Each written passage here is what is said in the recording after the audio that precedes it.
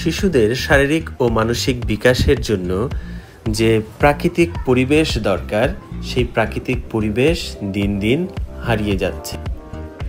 আমাদের শৈশবে আমরা যে পরিবেশে বড় হয়েছি, বর্তমান প্রজন্ম সেই পরিবেশ সম্পর্কে একেবারেই পরিচিত না, বা বলতে পারি সেই পরিবেশ সম্পর্কে তাদের কোনো ধারণাই নেই।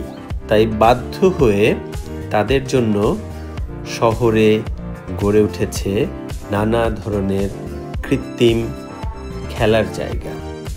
ঠিক তেমনি ফরিদপুর শহরেও গড়ে উঠেছে একটি বাচ্চাদের প্লে জোন। ফরিদপুরের প্রাণকেন্দ্র ঝিলটুলি সোনালী ব্যাংকের ঠিক মোড়টাতেই একটা নতুন ভবনের দ্বিতীয় তলায় এটি অবস্থিত। এর নাম দেওয়া হয়েছে প্লে পার্ক। এখানে প্রবেশ মূল্য শিশুর জন্য 200 টাকা, 1 ঘন্টার স্লট। গার্ডিয়ানদের জন্য এখনও কোনো প্রবেশ মূল্য নির্ধারণ করা হয়নি, গার্ডিয়ানদের জন্য ফ্রি। জানি না ভবিষ্যতে করবে কিনা। যাই হোক, ঢাকায় যে বাবুল্যান্ড আছে, বাবুল্যান্ডের সাথে যদি কম্পেয়ার করি তাহলে এটা খুবই ছোট এবং খুবই নিম্নমানের।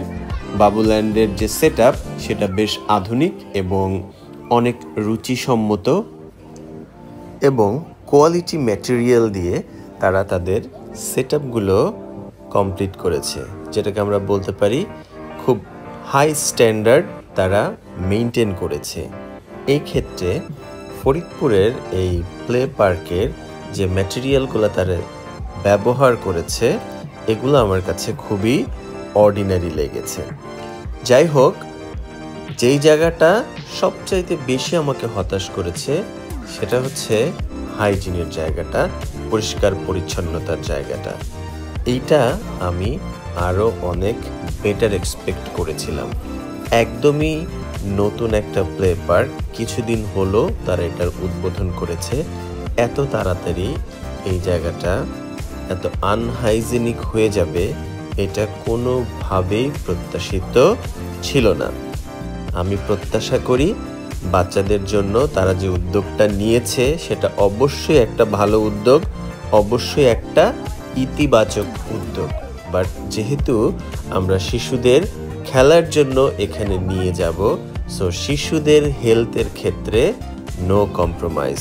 তো দয়া করে আমি যদিও তাদের যারা দায়িত্বপ্রাপ্ত ছিলেন তাদের সাথেও কথা বলেছি যে আপনারা এই জায়গাটা প্লিজ এনশিওর করবেন আপনাদের ভেতরটা যেন আরও পরিষ্কার পরিচ্ছন্ন থাকে। তারা বলেছে আমরা চেষ্টা করব এই জায়গাটাকে আরও পরিষ্কার পরিচ্ছন্ন রাখবার জন্য। সবাই ভালো থাকবেন। ভিডিওটি ভালো লাগলে প্রিয়জনদের সাথে শেয়ার করে দিবেন। ধন্যবাদ সবাইকে।